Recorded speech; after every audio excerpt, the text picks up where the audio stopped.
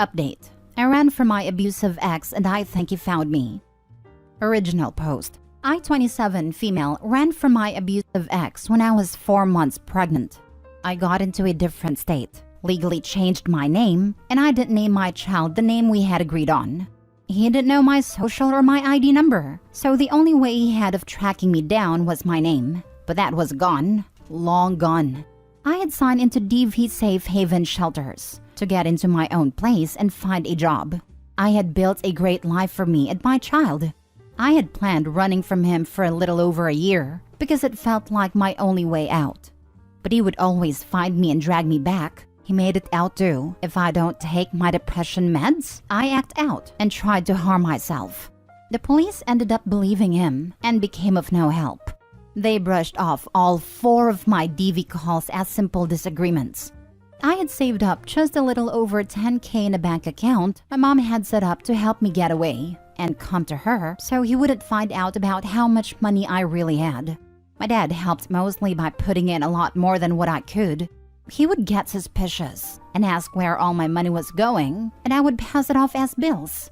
In my new town, I've made very few people aware of my situation. It's people that could help if something was to happen. These past 2 months, I've been being watched by someone unknown.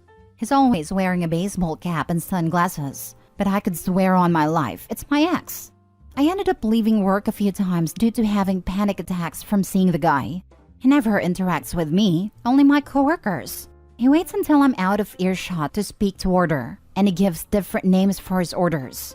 My coworkers have thought it was strange because he comes in almost every other day for a week straight for the past 2 months using different names. After this, I went to the police station to speak to one of the people I made friends with and is aware of my situation. He said he would have patrol officers drive by my house and keep a lookout. I never seen him around my house or drive by it. Then I started getting letters in the mail that is, I believe, is from him. They're not signed, and the envelope only ever has my old name and new address on it. The letters consist of him saying I love you and miss you, but never goes into detail about who is writing them. I took them to the police station and officer I'm friends with, and he told me I need to find another place to stay for a while and file for a restraining order. I then made a fake social media account and messaged one of my old friends. They said they were glad to hear from me. They are glad I'm okay and that he's been trying to report us missing, which I had already knew. That he's still there working his old job, but he does go on week-long trips, and nobody knows where he's going on them. What's keeping us from becoming a missing persons case is my mom. Police had contacted her, and she told them everything. She showed them proof that I was in fact alive and doing well. She explained why I ran, but she said she wouldn't disclose my location. They ended up contacting me to confirm the story my mom gave them. The police finally, after all this time, believed me. They asked me if I wanted to come back to file charges or a restraining order. I told them no, that I want to stay where I'm at and to stay as far as I can from him. Yesterday I had missed my mailman, and he left a slip that I need to sign for a letter. I haven't ordered or requested anything to have to sign for. I'm not on any government benefits or having any court case going on. So I reactivated the fake Facebook and messaged my old friend again. She said she hasn't heard anything but she'll ask. I keep it active, and she messaged me early this morning. She said that there is some talk that he knows where I'm at, and he's thinking about going to court and take me for custody. I asked her if I would get it via mail and would have to sign for it. And she said she isn't sure, that I would have to ask the post office.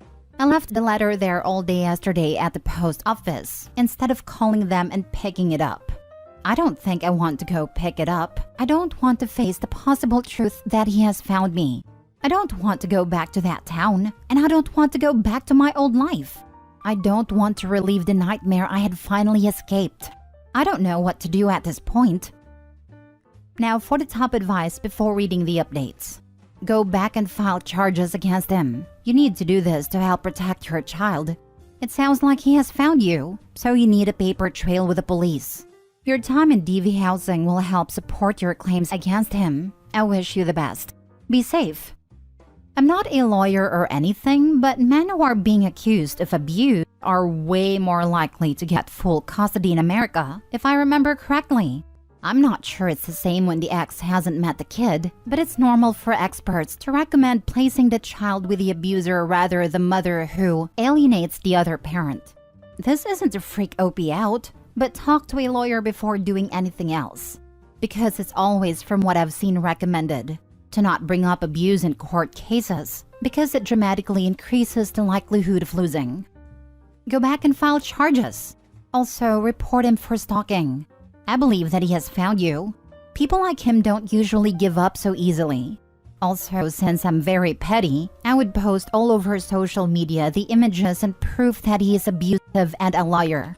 I would also ask the police where you live now to have a cop car drive by your job and place, just in case they see him and have proof that he is following you and harassing you. The social media thing isn't petty.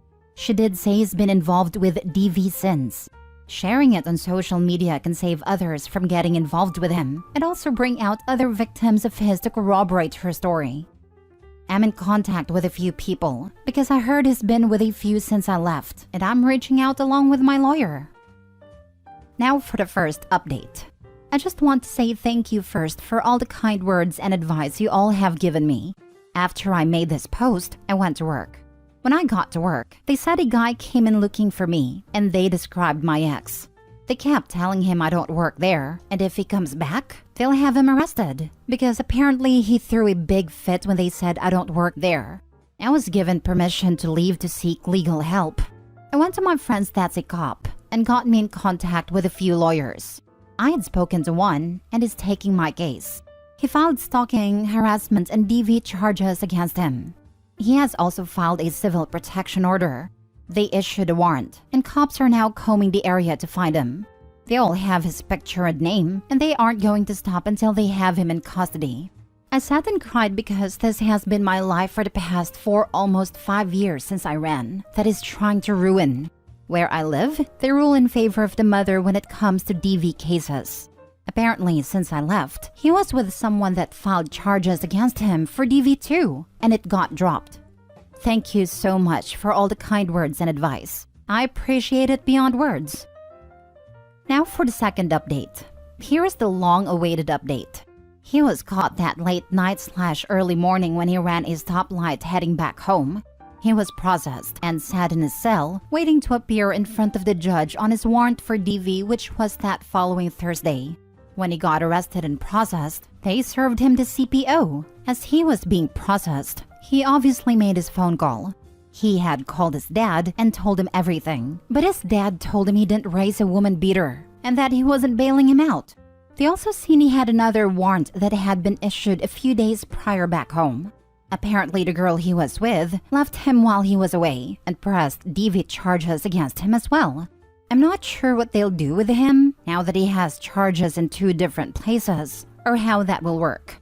He had appeared in front of the judge on Thursday and said they were holding him on a $100K bail because they considered him dangerous and an extreme flight risk. He sat there until the following Tuesday, when he was released to the other police department that they had contacted to let them know. He is now currently up there waiting for his bond to be set. They said he's most likely not getting one from them, but will sit there. He was made to serve 30 days in jail on his warrant back home. Cops had said he probably won't be let loose pending both trials, due to the circumstances surrounding his case and him being extremely dangerous while being a flight risk. They are going to do their best to keep him in jail until his convictions in both cases. He has CPO issued against him in both. I asked them to keep my name redacted out of everything, just in case this leaks to the media. I have purchased a gun, bear spray, and other forms of protection. We have moved and still in contact with a cop that I was friends with. For the first time in a long time, I finally feel free and I can live without fear. Sorry for making you guys wait for an update. Last story. I, 37 female, inadvertently outed my soon-to-be ex-husband, 36 male, and our daughter, 14 female, won't speak to me anymore. We were together for 16 years. Nothing, and I mean nothing, prepared me for the fact that he was having unprotected sex with men for the last 7 years of our marriage. There were no red flags. He was always caring, attentive, a good listener, a generous lover. I thought I found my soulmate, as cliche as it sounds. Hardworking, responsible, encouraged me to finish my degree while he worked and daughter was in school. It's been 6 months of divorce proceedings, and I still feel like I'm trapped in someone else's nightmare. I found his secret phone when we were moving house. At first, I thought one of his friends must have forgotten theirs when they were helping us back up some things. But as I picked it up, I accidentally clicked the side button and the screen lit up with a picture of him and a man kissing. I tried his passcode and it worked. I'll spare you the long and many details. But yes, he is either gay or bisexual and has had multiple long-term relationships with various men, as well as plenty of hookups. At least 20 to 30 different men with whom he had unprotected whilst having sex with me at home. I'm embarrassed to admit that I vomited after reading all that correspondence. I'm not homophobic. His family is very liberal, blue voting, with multiple people openly gay. My family is very accepting. We attended pride events with my younger siblings for Pete's sake. Why the hiding? Why the sneaking? I filed for divorce and it turned into a vindictive monster that fought me in everything. From the custody of our daughter to a set of fancy vintage porcelain figurines. He made outlandish claims that I was to reimburse for the amount he paid for my studies from the marital budget. Me and my lawyer spent many days reading the crap he sent through his lawyer. Ultimately, due to inability to reach an agreement, we went in front of a judge. It went about as well as you think it did. He and his lawyer, one of the men he was cheating with apparently, spewed absolute absurd nonsense that I was a negligent parent, I didn't deserve a family. I'm a wronged, greedy trophy wife, whatever that is. Ultimately, me and my lawyer brought up the fact that he continuously put my health at risk by engaging in irresponsible sexual behaviors. What was soon to be ex's response? Oh well, I was in prep for 3 years. Needless to say, it was a crap show. The judge sided with me. I guess all these times I wondered where my bacterial vaginosis and yeast infections come from. Finally paid off. Additionally, the judge ordered supervised visitation and for all communication to be through a special parenting app because soon-to-be ex had to be escorted out of the courtroom due to shouting and disruptive behavior, and judge thought he might turn violent eventually. Out of sheer luck, I think I do not have any STD. But I'm still scared. I feel disgusting and violated, and I'm going to have to get tested every month for the next 6, per advice of my OBGYN. And the cherry on top? I'm not sure how, but his escapades got out and into the extended family. Most of the gay folks on both sides essentially cut him off, with one of the older uncles showing up to his job to berate him. His own father apparently called to scream at him, and his mother's health is getting worse due to stress. My daughter is now angry at me that I outed him.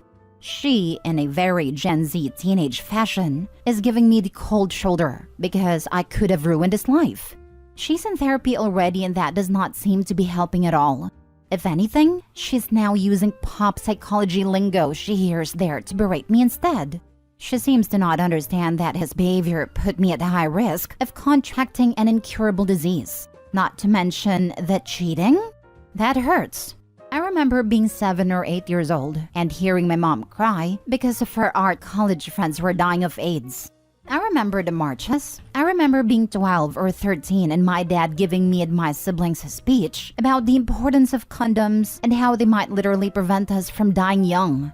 And yes, HIV isn't a death sentence nowadays, but we live in a city with one of the highest rates in the US. I'm so angry for our ruined life. For the fact that my soon-to-be ex is a damned coward. For the pain my daughter is going through. Edit to address the most common comments I see. 1. I'm not looking for advice, just venting. 2. The divorce is not finalized yet, hence soon-to-be ex. He is stalling in every way possible because finances led him. We were/are reasonably well off, and it was found out during the process he had a whole separate account for his amorous exploits. 3. My daughter's therapist is court-mandated, and I cannot change anything about it until there is a verdict reached at least. Maybe longer. Family relationship conservation was/is the main goal of it all. And basically, the therapist wants daughter to maintain a positive relationship/outlook on soon-to-be ex despite everything. Holy crap, what a nap. Him saying how long he's been in prep is basically admitting how long he was cheating for. I hope you're okay. Well, she says in the beginning it's been at least 7 years of him doing the unprotected hookups with men, and he says he's been on prep for 3. So, he was semi-having safer at the end. Which likely means he had a scare at one point and started taking prep to protect himself, not Opie. Never cared about her well-being. Prep is relatively new, and not everybody knows about it. Especially somebody who is in the closet and likely hasn't had courage to discuss gay sexual health questions with his doctor. Ugh, I hate people. The audacity of him to act like a victim is making me upset. He's acting like you were the one cheating. You hit the nail on the head. His first reaction was, I am the way I am, and I can't help you. You can't shame me for my preferences. He didn't even deny it, just went straight to saying that he gave me a comfortable life and a daughter, and that he deserves to feel happy too. Which is fair, but it wasn't like he was sponsoring me whilst I did nothing. I built a small business from scratch. I put in many good words so he would have faster, better promotions at work. I hosted the damn barbecues and cocktail parties so he could impress his colleagues. Give her time. It hurts to find out your dad's a gross cheater, so she's probably just lashing out at anyone nearby. It'll take a lot of time even with therapy. Exactly that, and it makes sense she's lashing out on her mother, especially since that is often the case, that the child lashes out at the parent who doesn't deserve it from an outside perspective, but is actually the safer option to do it. It's his subconscious protective mechanism, because they know subconsciously or not that this parent will not withhold their love and affection from them even if they lash out. She just witnessed firsthand that her father's love for a person can vanish from one day to another. She has a lot of negative and complicated feelings to deal with, and likely doesn't really understand it herself. It needs to come out somehow. Yes. My dad was a selfish POS, but deep down I knew he'd abandon me if I wasn't on his side. So my stupid teen brain made my mom the bad guy. She never ever let me go a day without feeling safe and loved, no matter how mean I was to her, and I eventually saw that. It takes time and so much patience. It's not fair. My heart hurts for Opie, but if she stays strong, the daughter will come around. The girl can't possibly understand what's happening.